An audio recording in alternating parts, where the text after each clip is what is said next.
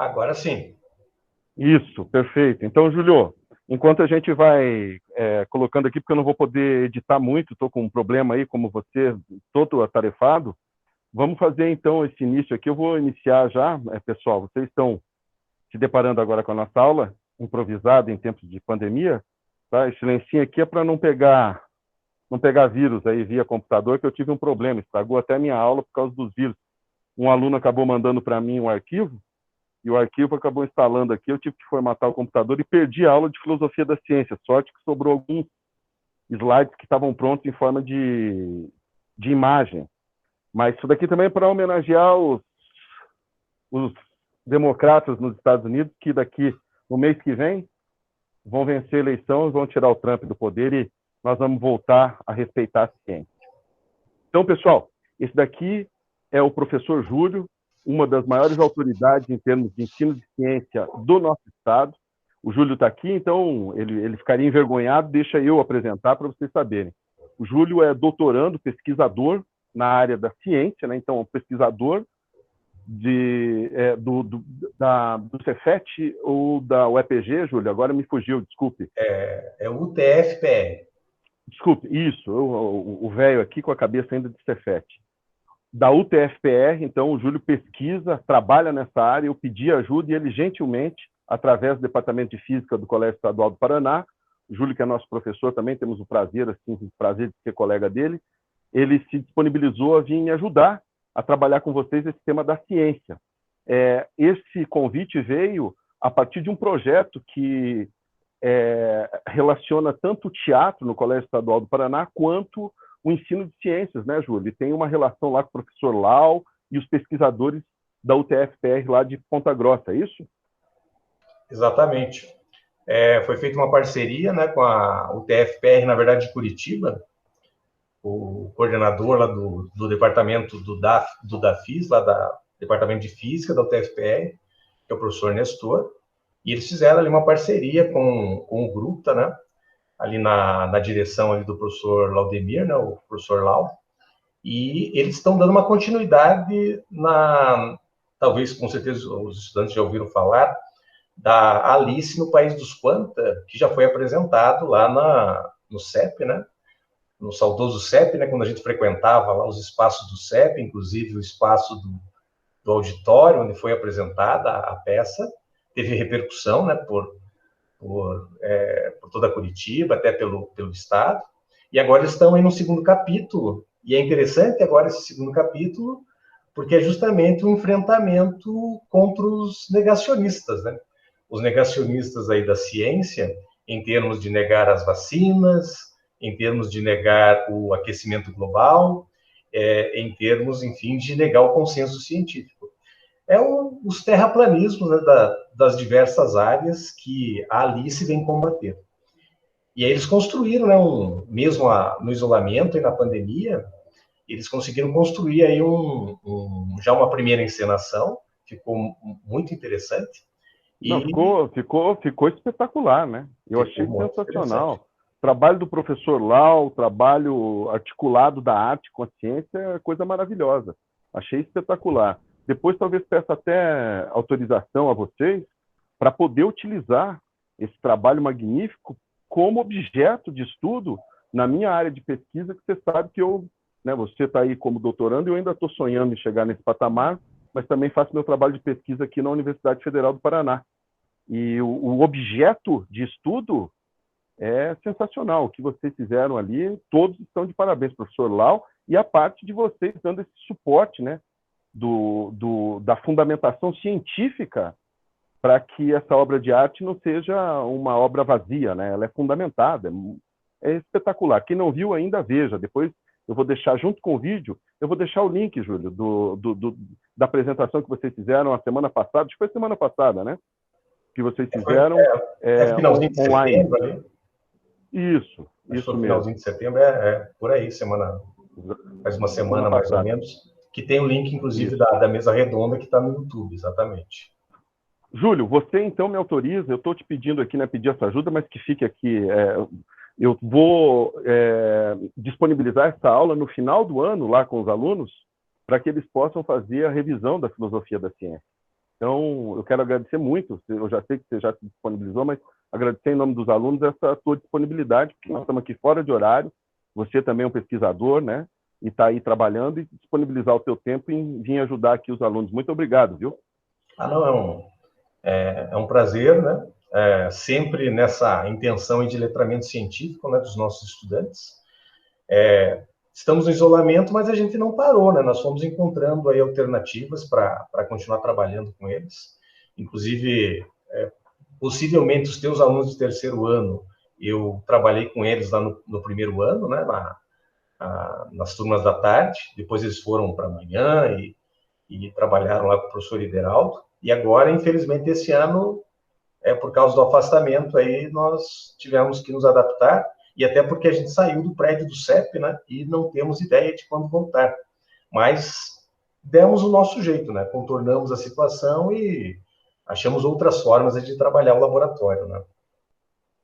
Eu acho que, aproveitando que você citou, eu quero depois pontuar dentro do nosso conteúdo, mas veja, nós vamos depois falar sobre o que é uma análise científica e o que é uma análise superficial, uma análise sem uma visão de complexidade, né? As pessoas, às vezes, se baseiam em evidências e não conseguem ter um raciocínio lógico e empregar a ciência. Então, depois nós vamos falar sobre isso. Júlio, eu vou puxar aqui já, porque eu sei que você é bastante atarefado aí, eu vou puxar, acho que está transmitindo aí, né? Você está fazendo o backup? Está gravando também para me dar essa força? Eu estou gravando também. Ah, ótimo, então. Obrigado. Júlio, a nossa... Eu não consegui fazer a arte aqui, mas o nosso objetivo, então, é trabalhar a filosofia da ciência, o ensino da ciência, que é o que nós estamos fazendo aqui com os alunos, e uma discussão, então, que é própria da filosofia e da filosofia da ciência, que é tecer críticas, analisar com profundidade o tema da ciência. E eu creio que, pelo fato de nós estarmos aqui nesse momento histórico, isso se tornou muito mais necessário do que era nos anos anteriores. Primeiro, para os alunos terem só uma base, que nós temos uma divisão aqui, claro que isso pode variar de acordo com as escolas, mas nós temos uma divisão. A ciência grega, a ciência clássica, ela se estende até a Idade Média porque tem uma forte influência ainda dos escolásticos ali, com base no pensamento platônico, socrático e aristotélico. Então, só para que fique claro para os alunos que isso vai, né, a ciência grega ela vai desde 7 séculos antes de Cristo até o século XVI. Que aqui, Júlio, acho que já entra a ciência moderna quando vai aparecer Galileu, né, provavelmente, né? É um marco, né? Eu diria assim, né, que Galileu, até o próprio Newton, o René Descartes também, eles trazem muito dessa tradição meio que dessa ciência grega. Eu diria assim, né, claro que o positivismo foi fundado depois pelo Augusto Comte, mas a mentalidade positivista já vinha daquela época, né? Já tem uma tradição lá, por exemplo, no pensamento de Aristóteles e outros pensadores, naquele sentido da observação, né? Em você organizar, né, o que você observa, em você não ir atrás as explicações mais profundas, né, das causas que ocasionam determinados fenômenos, e isso influenciou muito também a ciência, até mesmo ali do Galileu. Claro que daí começa esse rompimento mesmo, né? Você já tem o Newton aí já fazendo uma matemática aí a priori, né? Já prevendo algumas coisas, e aí agora o rompimento mesmo para a física moderna, aí aconteceu ali já com a relatividade restrita, a relatividade geral do Einstein, né? As descobertas lá no mundo pequeno, né? No mundo microscópico, que daí você tem aí também o Planck, a mecânica quântica, e aí sim há um rompimento e você sai da mecânica clássica e você entra aí daí na chamada física moderna, né? Até os nossos dias atuais. Então foi ali que aconteceu uma revolução, né? Você saiu do mundo macro, newtoniano, e foi para o mundo micro, que aconteceu esse rompimento. Bom, o Júlio já pegou aqui. Júlio, então você mostrou que, na verdade, essa ideia que a gente tem de muro, de que, de repente, acabou um período histórico e começou outro, isso não existe. O trabalho científico é um trabalho que, fundamentalmente, é uma espécie de passagem de bastão, né? o pesquisador traz tudo aquilo que existe de conhecimento humano carregando consigo através das leituras de livros, o que a experiência ao homem demonstrou, o que a racionalidade evidenciou, e aqui é importante, não somente a experiência, porque o pensamento platônico e socrático, se tem alguma coisa que ele contribui, é para que o homem não se seduza pelos seus próprios sentidos, para que ele não fique seduzido de achar que, a partir das suas observações, ele pode simplesmente aferir juízos universais, porque essas observações podem ser superficiais, aí entra a metodologia científica, etc. Mas o que o Júlio está colocando aqui para nós, alunos, é justamente essa linearidade e esse legado que é carregado pelos cientistas. Nós vamos começar com uma primeira desmistificação da ciência, mas que também, ao mesmo tempo, é para colocar as coisas no seu devido lugar, certo?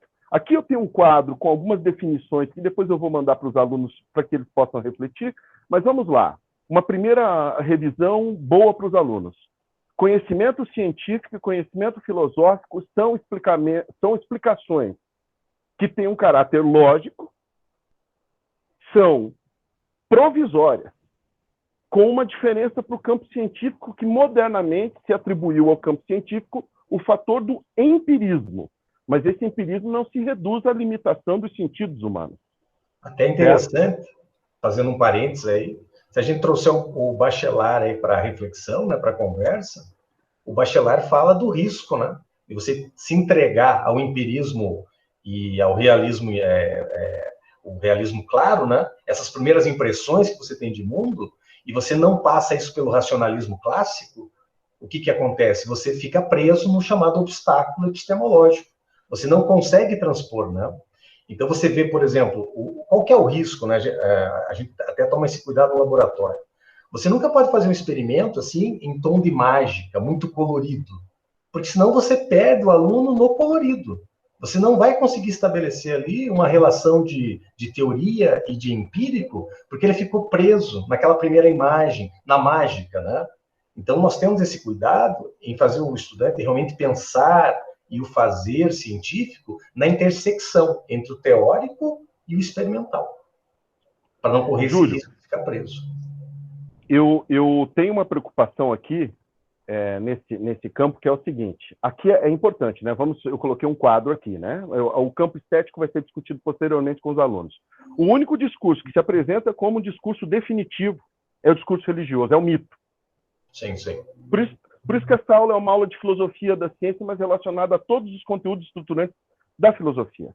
Então, aqui é a primeira distinção. O mito se apresenta como verdade absoluta. E ele precisa de prova? Não, ele não precisa de prova. Ele precisa de fé. E não se esqueça do modo que a Bíblia, inclusive, nos ensina a tratar o povo, como rebanho. Então, o pastor mostra a luz, ele segue. O problema é que, às vezes, o pastor pode tacar olho. O problema é que, às vezes, o pastor pode estar cego.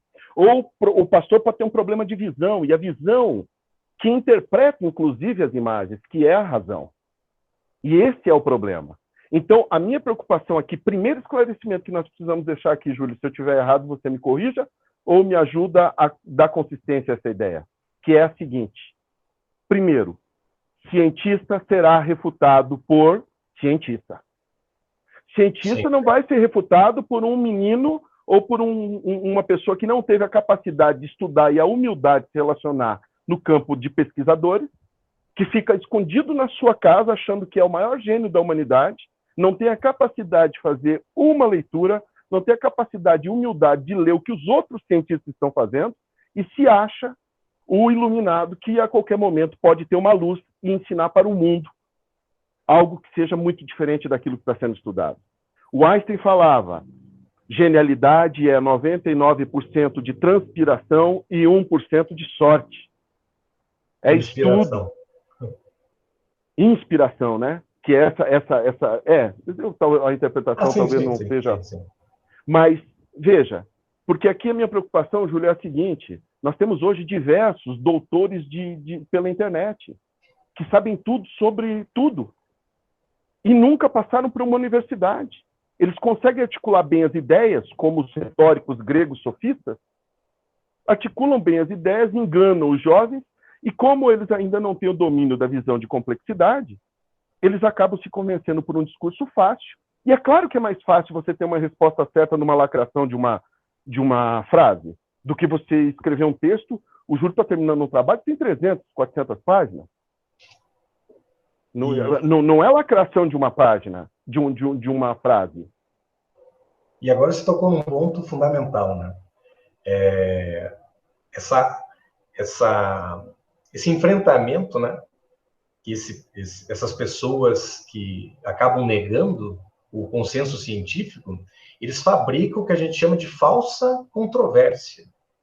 O que é uma controvérsia científica? E agora é interessantíssimo, porque a gente está vivendo uma controvérsia científica.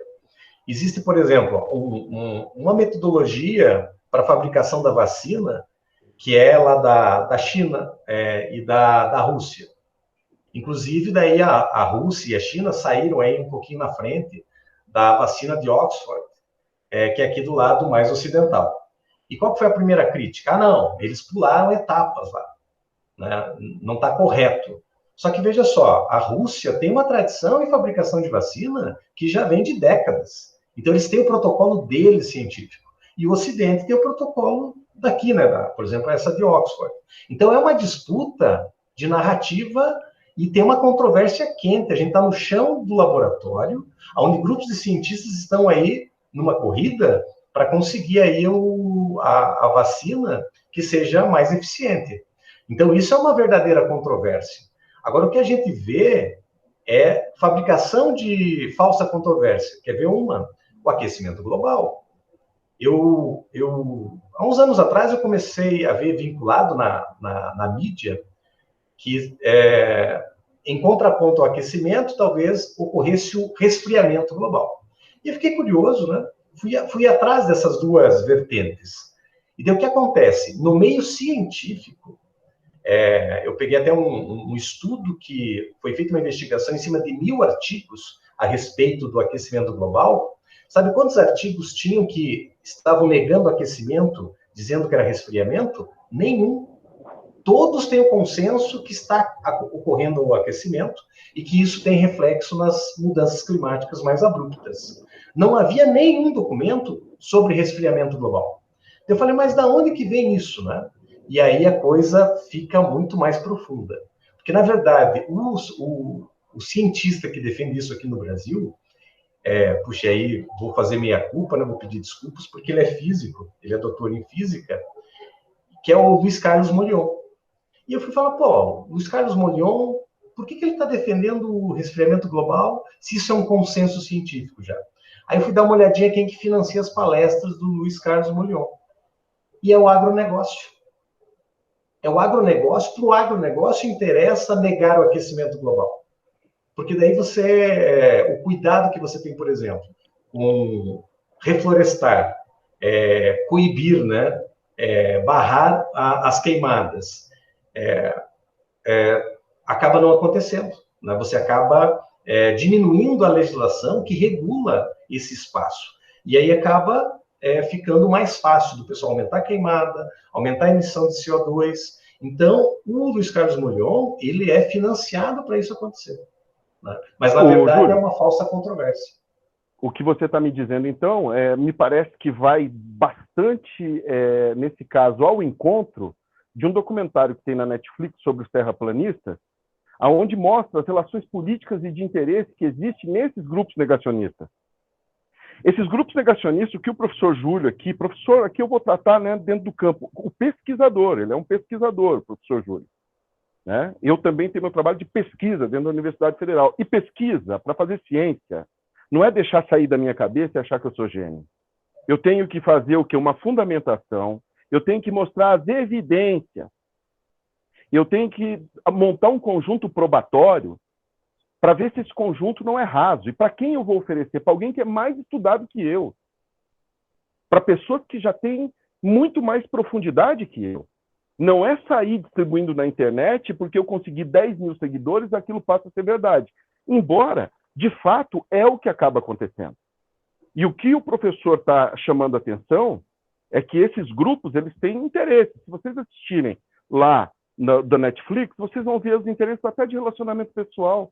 Que ali tem um outro cientista do campo das ciências sociais, que é o Pierre Bourdieu, que fala sobre as trocas simbólicas. O cara que passa a negar que o homem foi